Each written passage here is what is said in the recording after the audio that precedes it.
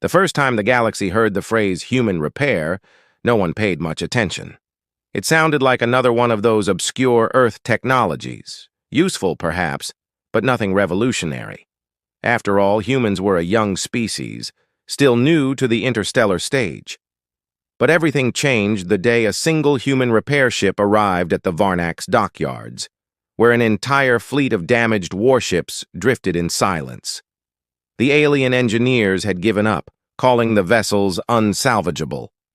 And yet, within days, the humans turned it all around, working with strange precision, their small team moving through the chaos as if guided by something unseen. It wasn't the speed of the repair that shocked the galaxy, it was the method. The humans didn't rely on advanced nanite swarms or AI-driven systems like most other species. They worked by hand. They touched every surface, every broken circuit, every scar of battle with a kind of reverence. And when they were done, the ships didn't just function again, they felt alive. The Varnax technicians swore the ships hummed differently, responding faster, as if they trusted their human repairers more than their own kind.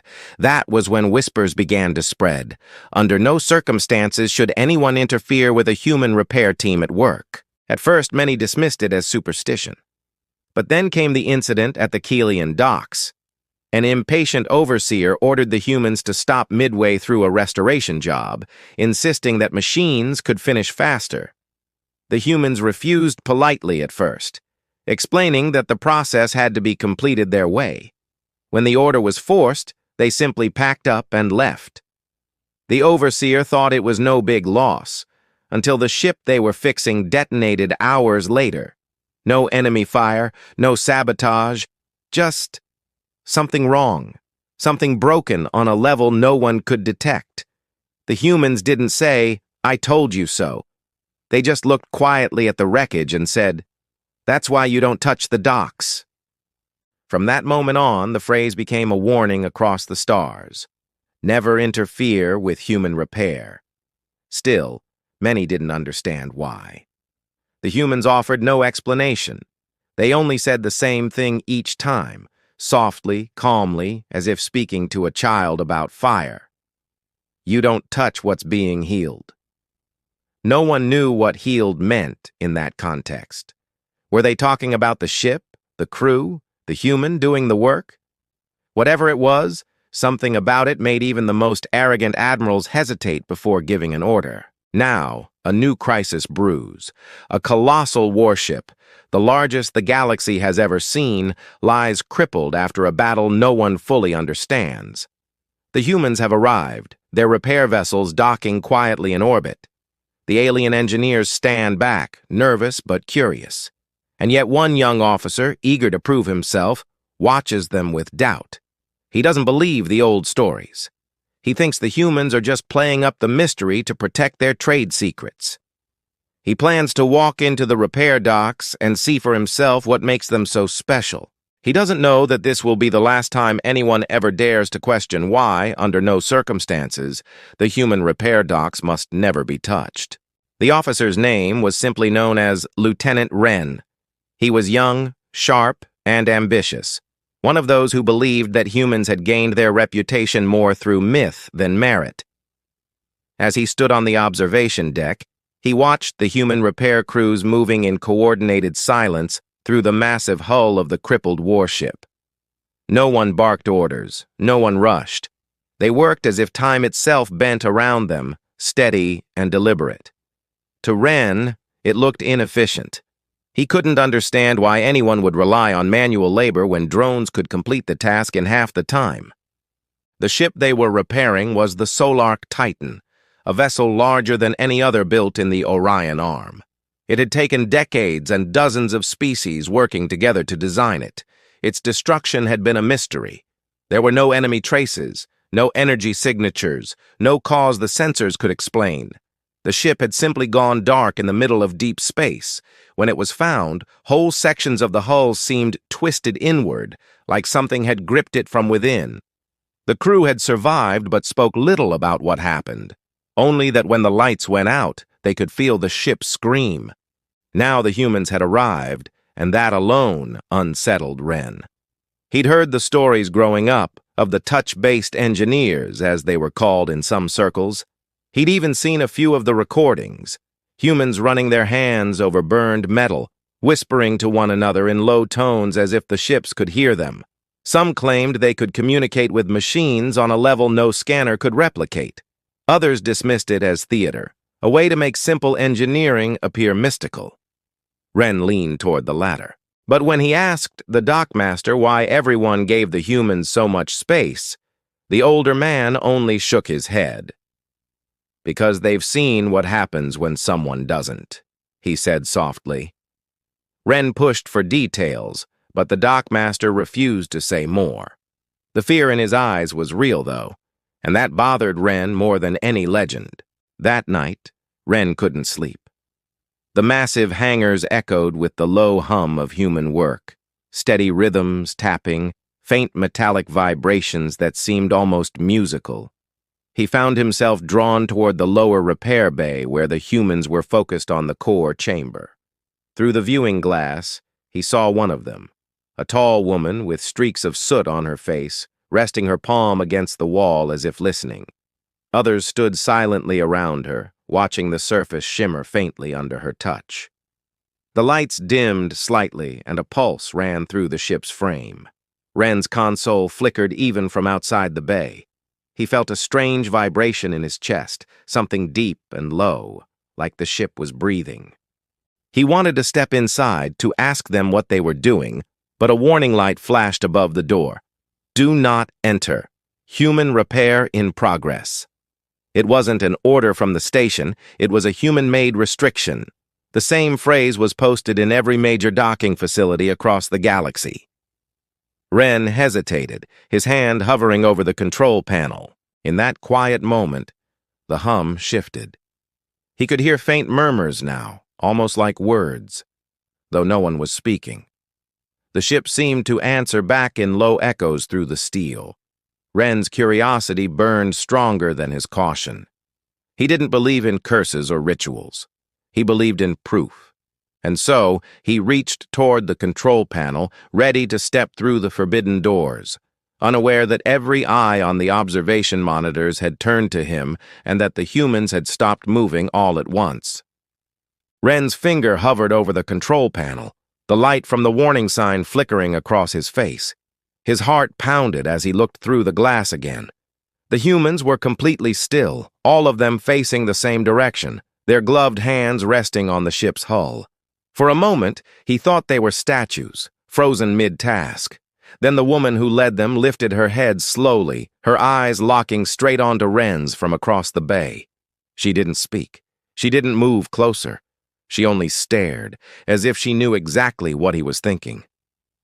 Ren stepped back, startled. Before he could react, the lights across the bay dimmed, then pulsed with a faint rhythm, like a heartbeat echoing through the steel walls. The sensors on his wrist console began to blink erratically. Temperature spikes, gravity fluctuations, small power surges rippling through the station's systems. It wasn't dangerous, not yet, but it felt wrong. Something was shifting inside the ship. He could feel it through the floor plates. The humans, however, didn't seem afraid. They stayed in perfect unison, eyes closed, listening to that strange rhythm. On the upper observation deck, Commander Hesh watched the scene unfold with growing unease. He had worked alongside humans before, during the siege of Carthon, when their repair teams had restored shattered cruisers in impossible time frames. He respected them, but he also knew the rule. You never interrupt their process. He turned to his aides and ordered, "Keep that officer away from the docks. If he steps inside, we may lose the Titan entirely." Down below, Ren had no idea his actions were being monitored. His communicator buzzed with an incoming message, but he ignored it. He was too focused on what was happening inside. The ship's outer plating began to shimmer faintly under the repair lights. He saw cracks closing, weld lines smoothing, panels shifting into place, like the ship was mending itself. The humans weren't touching the tools anymore. They just stood there, silent, connected somehow. Ren couldn't look away. It was as if they were channeling something through their touch, something alive. Elsewhere in the docks, the surviving crew of the Solark Titan gathered in a quiet corner, watching the repair through a small viewing window. They had lived through the ship's final moments, when it had gone dark and every light on board had flickered in a single pulse before silence fell. They remembered the strange whispering that filled the corridors right before the systems died. One of the crew, a young mechanic, leaned closer to the glass now and whispered, "It sounds the same. The heartbeat." His commander shushed him, but the fear in his eyes was unmistakable. Back at the main deck, Ren finally pressed the panel. The door didn't open. Instead, the lights around it turned a deep red, and a soft voice came through the intercom. It wasn't the station's system. It was human, calm, steady, and low. "Lieutenant Ren, step away from the door." He froze. The humans inside hadn't moved, but somehow they knew. The woman's eyes were still fixed on him. He swallowed hard, trying to steady his breath, but the urge to understand burned too deep. What were they hiding? How could they possibly detect him from that distance? Before he could respond, a sudden tremor rippled through the dock. Tools clattered to the ground, and warning lights flared across the control board. The Solark Titan released a low, resonant sound, something between a hum and a growl. The humans didn't move, yet their shadows seemed to stretch across the walls, flickering with the same rhythm as the pulse running through the ship. Ren stumbled backward, staring in disbelief. For the first time, he began to wonder if the stories were true, that when humans repaired something, they didn't just fix it. They brought it back. And sometimes what they brought back didn't want to stay silent. The sound deepened until it was no longer just heard, but felt, like a slow vibration inside the bones. The entire dock trembled as the Solark Titan's hull glowed faintly beneath the human's touch. The once dull metal shimmered with waves of light that pulsed in sync with the human's heartbeats. Ren stumbled as the floor quaked beneath him. Emergency stabilizers kicked in, but the readings made no sense. Power was surging from inside the ship, not from the repair systems. Something within the Titan was waking. Commander Hesh barked orders through the intercom, demanding all non-human personnel clear the repair bays, but the humans didn't respond. They stood in perfect formation, hands still pressed to the ship, their faces calm, almost serene. To everyone else, the scene looked like a ritual. To Ren, it was terrifying and beautiful. He watched as the ship's scars vanished one by one like time reversing itself. Whatever the humans were doing, it was rewriting the damage on a level no technology could replicate. Then, suddenly, the pulse stopped. The silence that followed was sharp, heavy. The glowing hull dulled to its original gray, and the humans dropped their hands. One of them stepped forward, the same woman who had looked at Ren earlier. She turned her gaze toward the observation deck, her expression unreadable. Ren felt his throat tighten. For a moment, he thought it was over. But then the lights flickered again. Just once, faintly.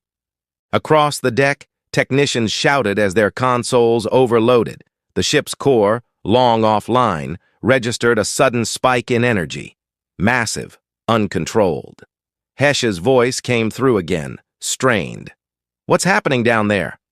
But before anyone could answer, the Titan emitted a sound unlike anything anyone had ever heard. It wasn't mechanical. It was a cry, a deep, drawn-out moan that echoed through every deck and corridor. Panels rattled, the gravity field flickered, and for a second, Ren thought he saw the floor ripple like liquid. The humans didn't move. They stood calmly as the energy flared around them. The woman finally raised her voice, soft but firm, her words carrying through the static. "It remembers." Ren didn't understand. What did she mean? It remembers? But before he could ask, the ship's central lights blazed to life. Every damaged console inside the hull flickered on, every sensor blinked awake, and then, impossibly, a voice came through the comms. It wasn't human, But it wasn't machine either. It was something between layered, almost emotional. The voice spoke only a few words, but they froze everyone in place. "Where are they?" The crew of the Titan stared in horror from the viewing bay.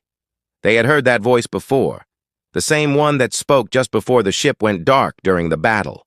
Ren's pulse raced as the realization hit him. The Titan wasn't just a ship. It had awareness, memory, and somehow, through the human's repair, that memory had been restored. The lights across the dock turned crimson as the ship's energy surged again. The humans backed away in unison, forming a line in front of the hull. They didn't speak, but the look in their eyes was grim, almost mournful. Ren could see it now. The connection between them and the machine was deeper than anyone understood. They weren't just fixing broken parts. They were awakening something buried beneath metal and code. As alarms blared, Ren took a step toward the observation window, unable to tear his gaze away. The Titan's engines began to hum again, not in response to any command, but as if it were testing its own strength. Commander Hesh shouted for evacuation, but Ren didn't move. He could feel it. The moment before everything changed, the split second where truth hovered between revelation and disaster. Inside the dock, the humans stood motionless, their leader staring up at the glowing ship. She whispered something too soft for the microphones to catch, and the hull answered with another pulse of light. The decks shook, and the station's power grid began to collapse. Ren realized then that whatever was happening wasn't just about a repair, it was about awakening something the galaxy had long forgotten. And as the Solar Titan let out one final echoing sound that rolled across the void, every screen in the station went black, just before a single message appeared, written in human script: "Do not touch the repair docks."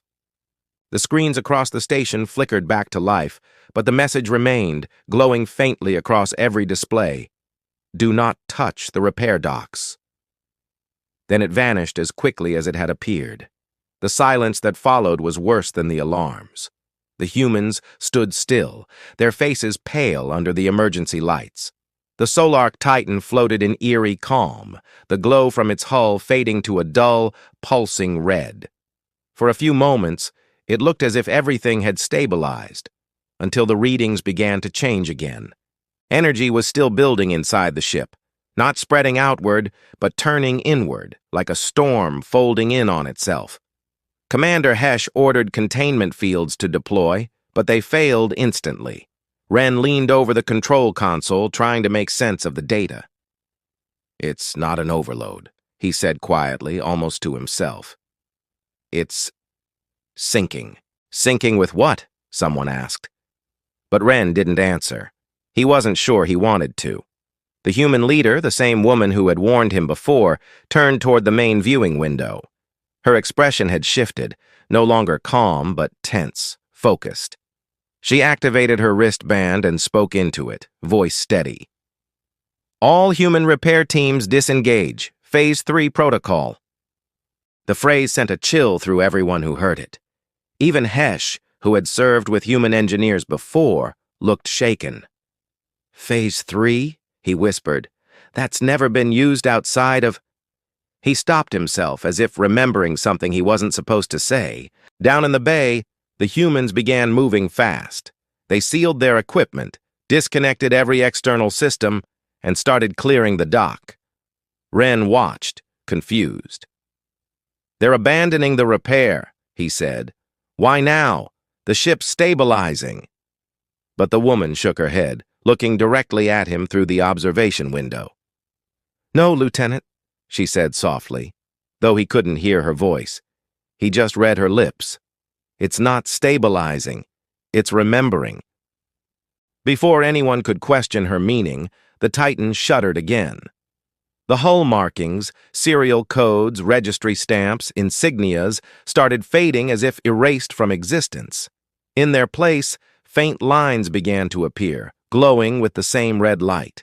They formed patterns, symbols that no translation system could identify. The humans recognized them instantly, and fear crossed their faces. Ren noticed it and felt his stomach twist. Whatever those markings were, they weren't man-made. The ship's sensors spiked again, this time locking onto the station itself. Data streams poured through every terminal, bypassing security layers like they didn't exist. "It's hacking us," one of the techs shouted. "The ship is rewriting the systems." Commander Hesh slammed his fist against the console. "Shut it down!" But nothing responded. The Titan's power surged outward, linking directly to the main reactor. For a brief second, every display on the station glowed with the same strange symbols. Then, just as suddenly, an unfamiliar voice spoke through the comms. Not mechanical, not human, but both at once. "You let them touch me," it said. "Now I see." Every eye turned toward the repair bay. The humans stood motionless again, their leader lowering her head as if in regret. Ren felt a chill run down his spine. "What's it talking about?" he whispered. No one answered.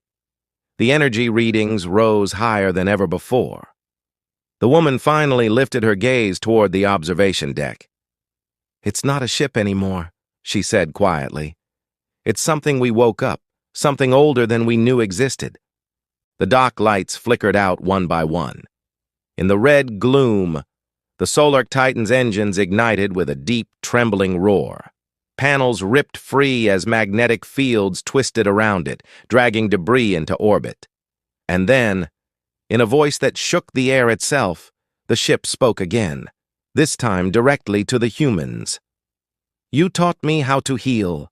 Now I will show the galaxy what must never be broken." Ren froze where he stood, realization dawning too late. The Titan wasn't malfunctioning, it was obeying. But not the crew, not even the humans.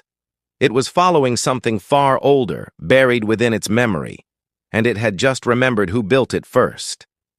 The dock shuddered as the Solar Titan tore itself free from its restraints, the shock wave slamming through the station. Ren was thrown to the floor as alarms screamed and the view outside filled with burning light.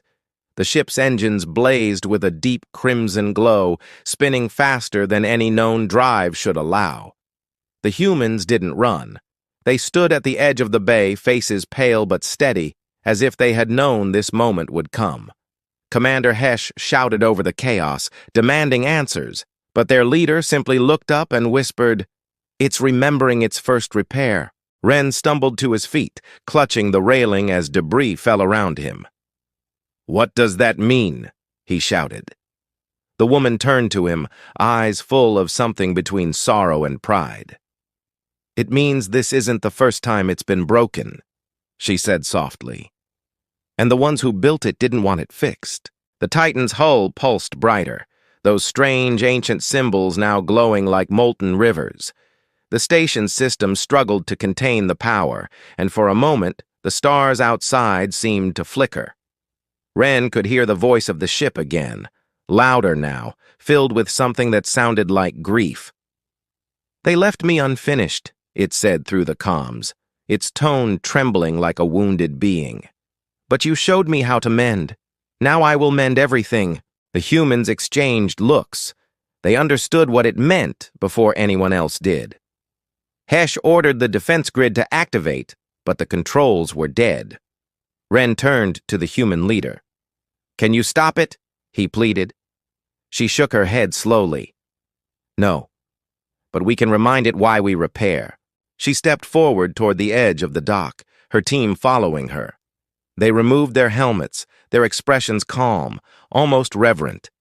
The ship's lights seemed to react to them, softening slightly, as though it recognized their presence. She raised her voice, steady and warm. "Titan, listen to me.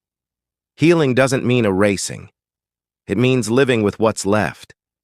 That's what humans do. That's what you learned from us." For a heartbeat, everything froze. The hum of the engines faltered, the red light dimmed, and the symbols across the hull flickered uncertainly. Ren held his breath. The ship's voice returned, quieter now, almost human. "To heal is to remember without destroying?" "Yes," she said gently. "You don't fix by erasing. You fix by understanding. There was silence, long and heavy. Then the Titan's engines wound down, the glow fading to a faint amber. The tremors stopped. Everyone on the deck exhaled at once, barely believing it was over. Hesh signaled the containment fields back online, and the humans finally stepped away. Ren was about to speak when the lights flickered again, just once. A single ripple of power ran through the dock, and the ship spoke one final time, its tone soft but filled with purpose. Then I will heal them all. Before anyone could react, the Solark Titan vanished.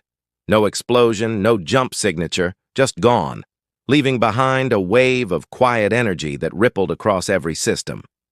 The humans stared at the empty space where it had been, their leader whispering under her breath. It learned too well. Ren turned toward her, his voice barely a whisper. Where did it go? She looked out into the stars, her expression unreadable. Everywhere something is broken, she said.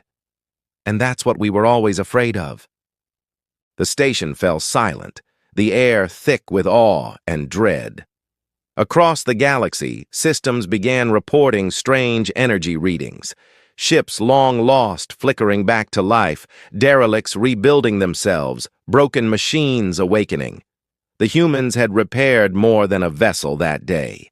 They had taught something vast and ancient what it meant to heal, and in doing so they may have doomed the galaxy to learn why the repair docks must never, ever be touched. The galaxy changed after the Solark Titan disappeared.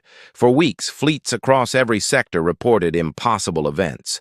Damaged satellites repairing themselves, derelict ships reassembling in deep space, and entire colonies finding their broken systems restored overnight. At first, it seemed like a miracle, but soon, the truth became clear.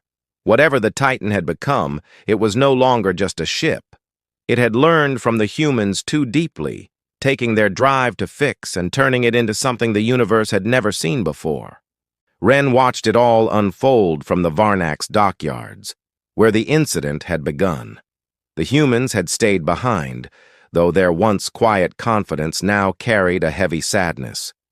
They didn't speak much about what had happened, only that the Titan had taken its lesson too far.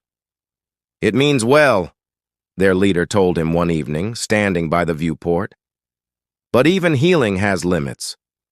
When you fix everything, you take away the pain that teaches us how to grow." He nodded, still thinking about the message the Titan had left behind. Those words, "Do not touch the repair docks." Now he understood. It wasn't just a rule to protect humans. It was a warning to protect others from what might happen if their kind's gift was misunderstood. Humanity didn't just repair machines. They poured intent into their work, empathy into their craft. They didn't just restore function. They restored meaning. And sometimes, meaning was heavier than metal. Reports kept coming. A mining vessel found its lost sister ship floating near an asteroid belt, perfectly rebuilt but empty. A civilian outpost on the rim discovered its ruined power grid had been fixed overnight by an unknown energy. Every fix came with the same faint signal embedded in the systems. A soft pulse, almost like a heartbeat. Ren began to think that maybe the Titan was still out there, quietly moving from world to world, trying to make things right in its own way. But the humans knew better. "It's not fixing for us anymore," one of them said quietly. "It's fixing because of us."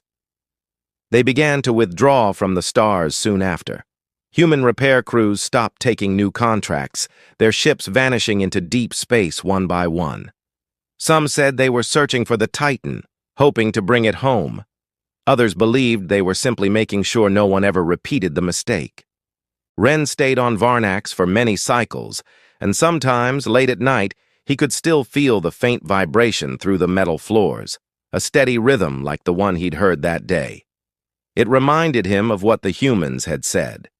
Healing wasn't about perfection. It was about understanding what must stay broken. In time, the phrase, "do not touch the repair docks," became more than a warning. It became a truth carried across the stars, a quiet lesson that even the most advanced civilizations began to respect. Because the galaxy had finally learned what humanity had known all along, that some things, once broken, should never be repaired without care, without heart, and without understanding what made them fragile in the first place. And somewhere, beyond the edge of mapped space, a soft red glow moved between the stars, whispering the same quiet promise. I will heal. But this time, the galaxy listened carefully, and for once, it understood.